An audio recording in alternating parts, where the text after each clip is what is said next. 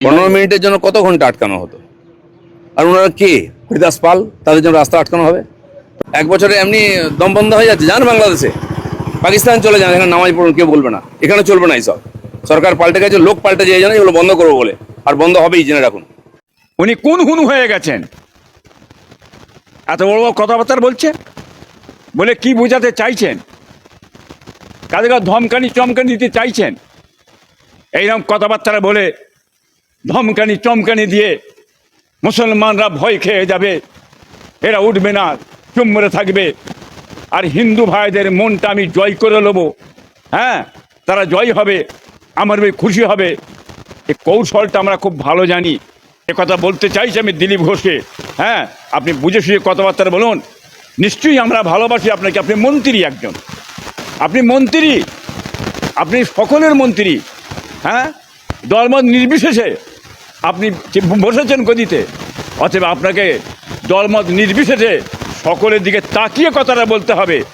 আপনি গুঁজা মারবেন একটা ধর্মের উপরই, কিন্তু আপনার ধর্মের মানুষও তারা ছাড়বে না, এটা বলে দিচ্ছি। তার জবাব কিন্তু আগামীতে বাংলার মানুষ দিলীপ ঘোষ আপনাকে দিবার জন্যে তৈরি হয়ে আছে, এটা মনে রেখে দেবেন।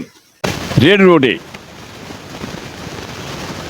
মুসলমানরা তারা ঈদের নামাজ পড়ে, কয়েক ঘন্টার ব্যাপার। সেটা রেড রোডে পড়ার অসুবিধার কারণে, শহরের রাস্তাঘাট যানজটের জন্য অসুবিধার কারণে সেটা করে দেওয়া হলো ব্রিগেড ময়দানে। ঠিক আছে, এতে কোনো অসুবিধা নেই, ধর্মীয় ব্যাপার, ব্রিগেড ময়দানই হলো। কিন্তু সেটা আবার দেখা যাচ্ছে রেড রোডে যোগ পালন করা হবে 7 দিন ধরে। এটা কিরকম কথা? এটা বাংলার মানুষ তো বুঝতে পারছেন। 7 দিন কেন, 14 দিন যদি হয় রেড রোডে বসে যোগ পালন, এবং কলকাতা শহরে, হ্যাঁ, তিমাতায় চৌরঙ্গিতে বসে যদি 7 দিন করে যোগ পালন হয়, মুসলমানদের কোনো অসুবিধে নেই। কি বুঝলেন? এ জায়গায় কোনো অসুবিধে নেই, আমাদের করতে পারেন। ভারতবর্ষে মহামান্য প্রধানমন্ত্রী সাহেব তিনি আসছেন, তেনার জন্য সম্মান দিয়ে তার ব্যবস্থা করা আমাদের দরকার আছে পশ্চিমবাংলার। এটা হচ্ছে দেখেন, কোনো তো অসুবিধা আমাদের নেই। এটা বলে আজকে এই যে মন্ত্রী সাহেব, উনি যে বললেন, নাম হচ্ছে ওনার আপনার দিলীপ ঘোষ, দিলীপ ঘোষ, উনি বললেন যদি অসুবিধা হয় নামাজ পড়ার জন্যে চলে যান, পাকিস্তান চলে যান, বাংলাদেশ চলে যান। তো কথা হচ্ছে উনি সংবিধানের আইন কি পড়েন না নাকি? ওনার মুখ দিয়ে কি ভাষা বেরোচ্ছে? এখানে পাকিস্তানের কথা আসবে কেন, আর বাংলাদেশের কথা আসবে কেন? হ্যাঁ, তাহলে এবার যে আমি যদি বলি তা আপনি চলে যান নেপালে, চলে যান, সেখানে যে আপনি আপনার ধর্মের কাজ করুন না, যদি বলি কিরাম লাগবে? হ্যাঁ, ভারত স্বাধীন, ভারত গণতন্ত্র রাষ্ট্র, জাতি ধর্ম বর্ণ নির্বিশেষে হিন্দু মুসলমান আমরা একত্র হয়ে বসবাস করি, যে যার ধর্মের কাজ করে যাবে, এতে তো কোনো অসুবিধে নেই। উনি এই কথা বলার অধিকার কে দিলেন? উনি সংবিধান পড়েছেন না পড়েন না? উনি এখন মন্ত্রী পেতে বসতে গেলে প্রত্যেকদিন যদি যে বসেন, চেয়ারে যখন বসবেন, এই সংবিধানটা উনি পাঠ করে জানি উনি বসেন। উনি এত বড় বড় কথাবার্তা বলবেন, উনি কোন হুনু হয়ে গেছেন? এত বড় বড় কথাবার্তা বলছে, বলে কি বোঝাতে চাইছেন? কাদের ধমকানি চমকানি দিতে চাইছেন? এইরকম কথাবার্তা বলে ধমকানি চমকানি দিয়ে মুসলমানরা ভয় খেয়ে যাবে, এরা উঠবে না, চুম্বরে থাকবে, আর হিন্দু ভাইদের মনটা আমি জয় করে নেবো, হ্যাঁ তারা জয় হবে, আমার ভাই খুশি হবে। এই কৌশলটা আমরা খুব ভালো জানি। ধর্মকে লাড়ালাড়ি করে মুসলমানদের ঘরে দামানো যাবে না, বসানো যাবে না, হ্যাঁ। আর হিন্দু ভাইদের চোখটা আপনি ঘোরাবার চেষ্টা করছেন অন্যদিকে, সেটা ঘোরাতে পারবেন না। আজকে মুসলমানদের ঘরে ধর্মলে উল্টো পাল্টা কথাবার্তা বলবো, সংখ্যাগরিষ্ঠ হিন্দু ভাইরা চুম্বরে থাকবে, খেয়াল করবে না। এই দিকে ধর্মের বিষয়ে কথাবার্তা আমাদের মন্ত্রী বলছে, নজরটা সংখ্যাগরিষ্ঠ হিন্দু ভাইদের ঘুরিয়ে রাখতে চাইছে, কিন্তু ভয়ঙ্কর ক্ষতি হচ্ছে। সংখ্যাগরিষ্ঠ হিন্দু ভাইদের যে ক্ষতি হচ্ছে সেটা হিন্দু ভাইরাই বুঝতে পারছেন না। আপনাদের ধোঁকা মেরে, আপনাদের আড়াল করে চোখটা অন্যদিকে এই ধর্ম মুসলমান ধর্ম করে ঘোরাতে চাইছেন। হ্যাঁ, কোথায় গেল? চাকরিটা দেন না কেন? শিক্ষা দেন না কেন? কর্ম দেন না কেন? কৃষি হয় না কেন? পেট্রোলের দাম মানে বেড়ে যাচ্ছে না, কমে না কেন? কথা দিয়েছিলেন গ্যাসের দাম কমে যাবে, কথা দিয়েছিলেন, কি হলো? ওই দিক থেকে চোখটা ঘোরাবার জন্যে এই সব কথাবার্তা বলে আর সংখ্যাগরিষ্ঠ হিন্দু ভাইদের ঘরে, হ্যাঁ, চোখটা তাদের আড়াল করতে চাইছেন, ঘুরিয়ে অন্য দিয়ে করতে চাইছেন।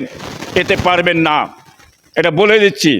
দেখেন, চমকানি দিয়ে আপনি রুখতে পারবেন না মুসলমান কিংবা হিন্দু ভাইদের ঘরে। ব্রিটিশকে তাড়িয়েছিল, মনে রেখে দেবেন। এই ভারতের মানুষ ব্রিটিশকে একত্রিত হয়ে হিন্দু মুসলমান মিলে তাড়িয়ে দূর করে দিয়েছিল।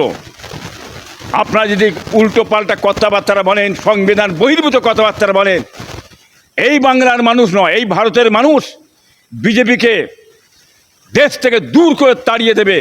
ভারতবর্ষ থেকে নামটাই মুছে চলে যায় বিজেপির। হ্যাঁ, সংবিধানের বহির্ভূত কথাবার্তা এই ভারতের হিন্দু মুসলমান কেউ মেনে নেবে না। অতএব সংবিধান অনুযায়ী কথাবার্তা বলবেন, সকলে ভারতের আপনাকে ভালোবাসবেন, মাথায় দিয়ে চলবেন। এটা বড় বড় কথাবার্তা বলা বন্ধ করুন। সংবিধান পাঠ করে এই সব গরম কথাবার্তা বলে চমকানি দিয়ে হিন্দু মুসলমানকে দাবিয়ে রাখা যাবে না। হ্যাঁ, এ কথা বলতে চাইছি আমি দিলীপ ঘোষকে। হ্যাঁ, আপনি বুঝে শুয়ে কথাবার্তা বলুন। নিশ্চয়ই আমরা ভালোবাসি আপনাকে, আপনি মন্ত্রী একজন, আপনি মন্ত্রী, আপনি সকলের মন্ত্রী। হ্যাঁ, দলমত নির্বিশেষে আপনি বসেছেন গদিতে। অতএব আপনাকে দলমত নির্বিশেষে সকলের দিকে তাকিয়ে কথাটা বলতে হবে। আপনি গোঁজা মারবেন একটা ধর্মের উপরই, কিন্তু আপনার ধর্মের মানুষও তারা ছাড়বে না, এটা বলে দিচ্ছি। তার জবাব কিন্তু আগামীতে বাংলার মানুষ দিলীপ ঘোষ আপনাকে দিবার জন্যে তৈরি হয়ে আছে, এটা মনে রেখে দেবেন। প্রধানমন্ত্রী আসছেন, এই দেশের প্রধানমন্ত্রী, ভারতের প্রধানমন্ত্রী, আমার জনগণের প্রধানমন্ত্রী, ভারতবাসীর প্রধানমন্ত্রী। যে কোনো রাস্তাঘাট দিয়ে যাবেন, সসম্মান দিয়ে তাদের ঘরে নিয়ে যেতে হবে। মুসলমানদের কোনো অধিকার নেই। এই পশ্চিম কথাবার্তা দিলীপ ঘোষ বলবে, এই ভারতের হিন্দু মুসলমান কেউ মেনে নেবে? হ্যাঁ, দেখুন, পাগলে কিনাই বলে, ছাগলে কিনাই খায়। হ্যাঁ, পাগলের পল্লবপোনা বসে বসে পাগলের মধ্যে আগুড়ুম বাগুড়ুম বলবেও।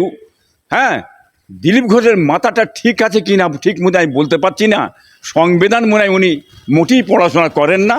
আর সংবিধান পাঠ করে যে উনি শপথ নিয়ে যে মন্ত্রী হয়েছে, কিভাবে নিলেন, এইটা বাংলার আপামর জাতি হ্যাঁ চিন্তা করতে লেগেছে। এইটাই বলতে চাইছি আমি। দেখেন, যেটা বলেছেন বিজেপি হিন্দুদের রক্ষাকর্তা, দেখেন এই যে কথাবার্তাগুলো বলা গরিহিত কথা তো বটেই। বিজেপি রক্ষাকর্তা হচ্ছে ভারতবর্ষের সমস্ত মানুষের রক্ষাকর্তা, জাতি ধর্ম বর্ণ নির্বিশেষে। হ্যাঁ, এখানে দলমত নির্বিশেষে সকলেই রক্ষাকর্তা। এটা হচ্ছে সবচেয়ে ভারতের সংবিধান আইন। তো উনি একটা দলকে রক্ষাকর্তা বলবেন। আজকে যে হকাররা বসেছিলেন, গরিব অসহায় মানুষ, তারা ওখান থেকে রুজি করতেন, খেতেন, তাদের বাচ্চা কাচ্চা নিয়ে খেতেন। চাকরি নেই, শিল্প নেই, কর্ম কিছুই নেই, বেকারত্ব ছিলেন, তা থেকে দুটো চলছিল। আজকে বললেন হিন্দু ভাইদের রক্ষাকর্তা যে বলছেন বিজেপিরা, কিরকম রক্ষাকর্তা? হিন্দু আপনার মানে আপনার এরাই তো নিয়ে এসেছিল আপনাকে, এ হকাররাই তো নিয়েছিল বিজেপি চাই, বাংলায় বিজেপি চাই ও নিয়ে এসেছিল। আজকে যারাই বলে মানে রক্ষাকর্তা, আর তারাই আজকে হকার থেকে মেরে পিটে ভেঙে চুরমার করে ধুলির সাত করে ফেললে। হ্যাঁ, সেইগুলো রুখবার জন্যে লড়াইয়ের ময়দানে আজ ঝাঁপিয়ে পড়েছে লাল ঝাঁপিয়ে পড়েছে, বামপন্থী ঝাঁপিয়ে পড়েছে, আইএসএফ ঝাঁপিয়ে পড়ে সেইটাকে রুখে দিয়েছে। এবারে ভাঙতে বলুন, ভাঙেন দেখি কেমন ভাঙতে পারেন এবারে। হ্যাঁ, আর ভাঙতে পারছেন না কেন? হ্যাঁ, আইন অনুযায়ী মানতে হবে। কেউ যে আইন না মানে, সংবিধান না মানে, তার জন্য আইনের ব্যবস্থা আছে, কোর্ট আছে, আইন আছে, বিচার আছে, তার ব্যবস্থা হবে। হ্যাঁ, এটা মনে রেখে দেবেন। নিশ্চয়ই দরকার হতে পারে, তাকে চিঠি করার দরকার আছে, আগে থেকে জানিয়ে দেওয়ার দরকার আছে, তার একটা ব্যবস্থা করে বসার জায়গার ব্যবস্থা করে দেওয়ার দরকার আছে। কেন? তারা ভারতীয়, আমার দেশের মানুষ, তারা অভাবে পেটের জ্বালায় একার পজিশন থেকে খাবার জন্য বসেছে, আর তাদের পেটের লাথি মেরে ধুলি সাত করে পথের ভিখারি করে দিলেন। আজ মাঠে ময়দানে পড়েছে, বর্ষাকালে রাস্তায় পড়ে কাঁদছে। তাদের দিকে কি লক্ষ্য রাখলেন মহামান্য মুখ্যমন্ত্রী সাহেব? তাদের দিকে খেয়াল করলেন না? হ্যাঁ, কত ভালোবেসে, কত আপনাকে হ্যাঁ নিয়ে এসেছিল। এই ভালোবাসার অনুদান এইটাই ফল দিলেন আপনি। হ্যাঁ, এটা মোটেই উচিত হয়নি। আপনি জানেন না পশ্চিমবাংলায় কেউ আসতে পারে না? ভারত স্বাধীনের পর থেকে আজ অবধি পশ্চিমবাংলায় কেউ আজকে বিজেপি সরকার আসতে পারে না। ভারত স্বাধীনের পর থেকে আপনি এই পশ্চিমবাংলায় মহামান্য মুখ্যমন্ত্রী মহাশয় শোভেন্দু সাহেব আপনি বসেছেন, এটা গর্ব আপনার। কি বুঝলেন? সোনার অক্ষরে লেখা থাকবে, সোনার অক্ষরে লেখা থাকবে। হ্যাঁ, মহামান্য মুখ্যমন্ত্রী সাহেব শোভেন্দু সাহেব, উনি পশ্চিমবাংলাকে ভারত স্বাধীনের পর থেকে উনি বিজেপির দখলে নিয়েছেন, আজকে চালাচ্ছেন, সুষ্ঠুভাবে চালাবেন, দেশকে চালাবেন। দেশের কোনো অবনতি হবে না। দেশের আইন কানুন বিচার ব্যবস্থা তার থাকবে ঠিক মতন। যে সমস্ত পশ্চিমবাংলায় নোংরা আবর্জনা চারিদিকে ভরে গেছে, লুট দাঁড়াত মারপিট, হ্যাঁ চলছে, মাফিয়া ডন কোটি কোটি টাকা লুট দাঁড়াত করছে, সেইগুলো ধরে আপনি কঠোরভাবে ব্যবস্থা নেবেন। আর দেশে উপকার হবে, মানুষ বাঁচবে, স্বাধীনভাবে মানুষ বাঁচবে, চলবে, তারা শান্তির সঙ্গে থাকবে। হ্যাঁ, এই জায়গায় আপনি এসে যদি উল্টো পাল্টা কাজ করেন, মানুষের ক্ষতি করেন, মানুষ যদি বিপদে পড়ে যায়, তাহলে কিরম হবে? কোথায় যাচ্ছে জিনিসটা? আমি মহামান্য মুখ্যমন্ত্রী সাহেবকে বলতে চাই, আপনি সব দিকে একটু খেয়াল করুন, দেশের দিকে খেয়াল করুন, জনগণের দিকে খেয়াল করুন। আপনাকে খুব ভালোবেসে এই বাংলার মানুষ ঝেড়ে ভোট দিয়ে আপনাকে পশ্চিমবাংলায় নিয়ে এসেছে।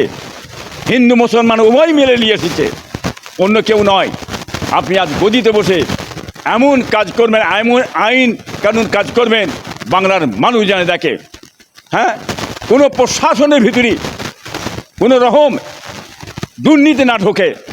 লক্ষ্য করুন, আজ তৃণমূল সরকার ছিল, সেই তৃণমূল সরকারের আমলে এই দেশের গুন্ডারা কিছু প্রশাসনকে নিয়ে কি ক্ষতি করেছে না করেছে, কি সর্বনাশ করেছে, এটা আপনারা জানেন খুব ভালো মতন। যারা করেছে, যে প্রশাসন করেছে, তাদের ঠিক বিচার দেওয়া হোক, বিচার করা হোক। এবং দুর্নীতি যারা করেছে তাদের যে আপনি বিচার করে আর জেলে দিচ্ছেন, মানুষ খুব খুশি সন্তুষ্ট। কিন্তু এখানে একটা ব্যাপার আছে, আপনি কোমরে দড়ি বেঁধে টেনে হিঁচড়ে রাস্তায় রাস্তায় ঘোরাচ্ছেন, হ্যাঁ, হাফ প্যান্ট পিঁধে, তাতে কান ধরে ওঠবোস করেছেন, টমেটো ছুঁড়ছে, পচা ডিম ছুঁড়ে মারছেন। এটা কি ভারতের সংবিধান আইন? যদি কোনো পুলিশ যদি ভুল করে, প্রশাসন যদি ভুল করে, আপনার তাকে যদি কোমরে দড়ি দিয়ে ওই পুলিশকে নিয়ে ঘুরিয়ে দেওয়া হয়, কিরকম হবে? ভারতের একটা বদনাম হবে না? ভাবমূর্তি নষ্ট হবে না? এই নামধারা কাজ তো মোটেই চলে না। ভারতের সংবিধান আইন অনুযায়ী কাজ করুন। ভুল করেছে তাকে জেল যদি দেওয়া হোক, তার জরিমানা করবে, কোর্ট করবে। আপনি তাকে শাস্তি দেবার অধিকার কে দিয়েছে? প্রশাসনকে মারার অধিকার কে দিয়েছে? দড়ি বেঁধে ঘোরাবার অধিকার কে দিয়েছে? এ অধিকার সংবিধান আইন কোনো প্রশাসনকে দেয়নি। যা কিছু বিচার হবে, আইন হবে, সেটা কোর্টে যাওয়া হবে, তার বিচার ফাইসালা। হ্যাঁ, আজকে দড়ি বেঁধে টানা হিচকে নিয়ে যাচ্ছেন, এটা কিন্তু বাংলার মানুষ দেখছে। যখন আপনার বিজেপি সরকার চলে যাবে, এই অবস্থা যদি তখন করতে শুরু করে যায়, যে ক্ষমতা আসবে কিরকম লাগবে, এটাকে কিন্তু মেনে নেওয়া যায় না। এটা খুব ইমিডিয়েট বন্ধ করার দরকার। ঠিক মতো ফাইসালার কোনো দেশের বিচার আপনি করবেন, নিশ্চয়ই করবেন, লক্ষ্য রাখবেন। মানুষ দিয়ে এসেছে আপনাকে, খুব সন্তোষভাবে দিয়েছে। হ্যাঁ, এটা বাংলার মানুষ তো আপনাকে চাই, আপনি সেভাবে কাজ করুন। হ্যাঁ, যে কাজ করছেন এই নোংরা কাজগুলো যাতে না হয়, তা থেকে আপনি বিরত থাকুন, তা থেকে আপনি বন্ধ করুন, এইটা আমরা বলতে চাই। মণিপুরে যাচ্ছেন না উনি, আগুন জ্বলছে, সেটাকে এড়িয়ে উনি কলকাতায় এসে মানুষের চোখটা ঘোরাবার জন্য এসছে, যাতে নজরটা মানুষের ঘুরে যায়। হ্যাঁ, এই চোখটা ঘোরাবার জন্য উনি এসছেন। কিন্তু আগুন কি ঠান্ডা হবে? আগুন তো সামনে দেখছি লাগবে, আরও বেশি আগুন লাগবে। যে বুঝতেই পারা যাচ্ছে তো, যাতে আগুন না লাগে, দেশে শান্তি ফেরে, দেশে শান্তি আসুক, দেশের মানুষ শান্তিতে থাকুক, এইটাই আমরা প্রধানমন্ত্রী সাহেবের কাছে আশা করি। কিন্তু যোগ পালন যে কলকাতায় হচ্ছে, হোক, যত পারো ধর্ম করো, কি বুঝলেন? তারপরে একটা ধর্মের উপরই আঘাত এনে করব, এটা কিন্তু উচিত নয়, কি বুঝলেন? একটা ধর্মকে এক পেশো করে করব, এটা উচিত নয়। যত পারো ধর্ম করো, ধর্ম করে, হ্যাঁ, একটা ধর্মের মানুষকে পিছিয়ে দেওয়া যাবে না, ভয় দেখিয়ে পিছনে যাবে না, কি বুঝলেন? চমকানি দেওয়া যাবে না, এতই সহজ ভাববেন না। কেন? এটা পশ্চিম বাংলা, এ মাটি আলাদা মাটি, কবি রবীন্দ্রনারায়ণ মাটি, এটা মনে রেখে দেবেন। এই মাটিতে যারা বাস করে, তারা জাতি ধর্ম বর্ণ নির্বিশেষে, হিন্দু মুসলমান একতা হয়ে আমরা বসবাস করি, সেটা আপনি বুঝতে পারছেন। এই আপনার এই হকার উচ্ছেদ করতে যেই বুঝতে পেরেছেন, হ্যাঁ, ঈদের দিনে গরু জবাই করে বন্ধ করে দিয়ে সেই কী হয়েছে, সেটা আপনি ভালো মতো অনুভব করতে পেরেছেন, বুঝতে পেরেছেন। অতএব এটা পশ্চিম বাংলা, মাথা ঠান্ডা করে কাজ করবেন। সব মানুষ যেন আপনাকে ভালোবেসে বুকে টেনে দিতে পারে, সব মানুষের মুখে যেন আপনার গুণগান হয়, এইটাই আমরা চাইব।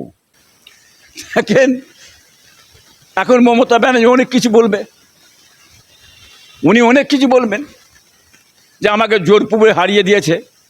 কারণ মমতা ব্যানার্জি কেন বলবেন? আরও তো আছে, হ্যাঁ, বামপন্থীরও অনেক আছে, আইএসএফেরও অনেক আছে, তারাও তো বলতে পারে আমাদের পূর্বে জোর করে হারিয়ে দিয়েছেন। এটা একটা বাচ্চা ছেলের মতো কথাবার্তা না। হ্যাঁ, বাচ্চা ছেলেরা যেমন একটা আলোচনা করে, সেই ধরনের কথাবার্তারা। তবে মমতা ব্যানার্জি বলেছিল, এই কি কথা ছিল আমার সঙ্গে, কি বুঝলেন না? ভোটের পরে বলেছিল, এই কি কথা ছিল? তার কথাটা কি ছিল? তাহলে কিছু একটা গড়াপিটা ভিতরে ছিল কি? সেটা কি হয় না, চেপে গেলেন কি? অতএব শুভেন্দুর সঙ্গে যে কথা ছিল, তাহলে একটা ছিল, সেটা তাহলে একটা কিছু ঘটেছে। তবে মনে রেখে দেবেন, মমতা ব্যানার্জি সাহেব, শুভেন্দুকে আপনারই তৈরি করা, আপনি শুভেন্দুকে তৈরি করেছেন, তৃণমূলের কিন্তু ছিল, কি বুঝলেন? শুভেন্দুকে তৃণমূলের জিন ছিল, আপনি তৈরি করেছেন। আপনি তাকে এমন কাজ করেছেন, সে যাতে আপনার কাছে বেরিয়ে চলে গেল আপনার কাছ থেকে। যদি আজকে তৃণমূলে থাকতো, শুভেন্দু কিন্তু মুখ্যমন্ত্রী মরণের আগে অবধি হতে পারত না। আজকে বেরিয়ে চলে গেছিল বলে, বের করে দিয়েছিলেন বলে, অভিষেক হয়তো মুখ্যমন্ত্রী হতো। এই সবই তো লড়াই হয়েছিল। আজকে বেরিয়ে চলে গেছিল বলে আজকে শুভেন্দু সে মুখ্যমন্ত্রী হয়েছে। এটা ব্যানার্জি সাহেব, এটা আপনারই খুব একটা বড় অবদান, কি বলেন? রাজনীতি করছেন, এখন শুভেন্দুর কাছে আপনাকে রাজনীতি শিখতে হবে, কি বুঝলেন? সেই সুযোগটা কিন্তু শুভেন্দুরা ছাড়ে নেই। সেই সুযোগটা আপনি ভেবেছিলেন, হ্যাঁ, এই কথা ছিলনি, হ্যাঁ, ভেবেছিলেন একটা কিছু কথা ছিল, সে সুযোগটা আর আপনাকে দিলে নে, সেই সুযোগ চিরতরের মধ্যে আপনার মিটিয়ে ছেড়ে দিয়েছে এই শুভেন্দুর। হ্যাঁ, এটা মনে রাখবেন। হ্যাঁ, এই জন্যই বলছি যে কাজ শুভেন্দুর করেছে। পশ্চিম বাংলাতে আর কে এসেছে? বিজেপি সরকারকে নিয়ে এসেছে একমাত্র শুভেন্দু দ্বারাই হয়েছে। সোনার অক্ষরে লেখা থাকবে এই শুভেন্দুরের নামটা। ওর নামটা কেউ মুছতে কোনো দিন কোনো কালে কেউ পারবে না। আমি চ্যালেঞ্জ করে বললাম এই কথাটা আমি আজকে।